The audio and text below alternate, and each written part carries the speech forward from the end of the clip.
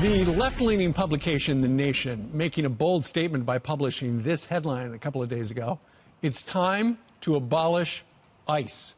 MSNBC host Chris Hayes tweeting out the article, writing, "This is a growing position on the left, and I imagine 2020 Democratic presidential aspirants will have to grapple with it." So is this really what Democrats should run on in 2020? Here with a little debate, we've got Democratic strategist Antoine C. Wright.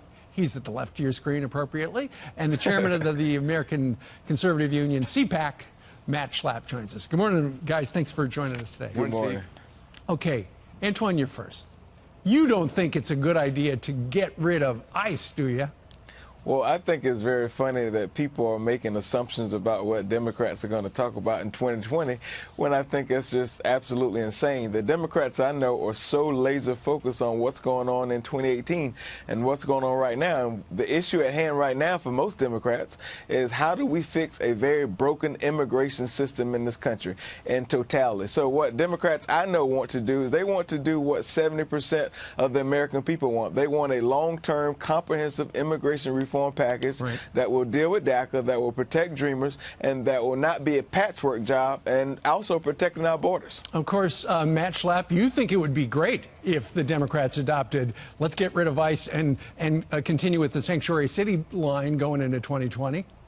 Yeah, from the nation's pen to God's ears. I think this would be great if the Democrats would actually, I guess I shouldn't say God's ears, but maybe the head of the DNC's ears. I think it'd be great if the Democrats would run on this. I think it's honest. I have to give them credit for being honest. They believe in sanctuary cities. They don't want to fix the immigration system. They want to give amnesty to absolutely everybody who's here illegally. That's ridiculous, Matt, and you know it.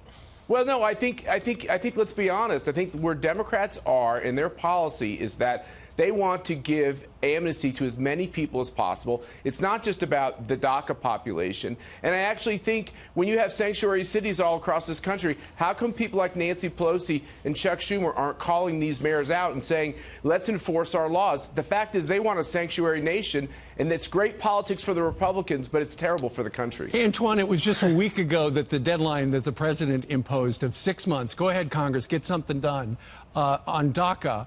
It passed. And the Democratic leaders in the House and the Senate, they were missing in action on this thing.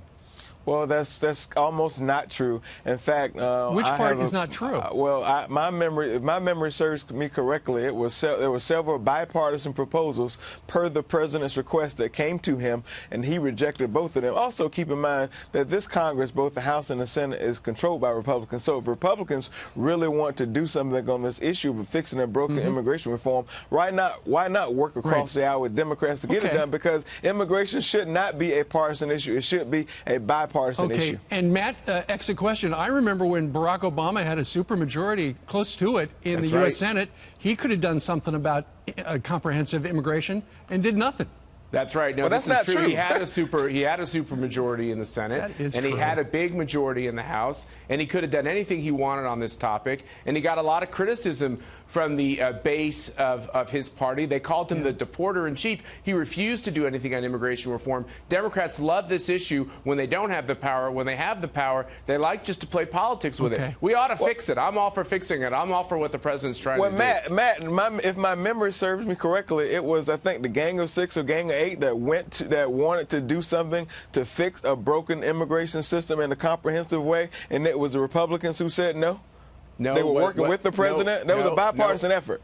No, I don't know where your memory is, but I do remember that Republicans were willing to sit down and talk. But the House has the ability to pass the bill they want to. Sorry about that. All right. Well, let's see if anything gets done. Antoine C. Wright and Matt Schlapp, a great conversation, fellas. Thank you very much for joining us. Good morning.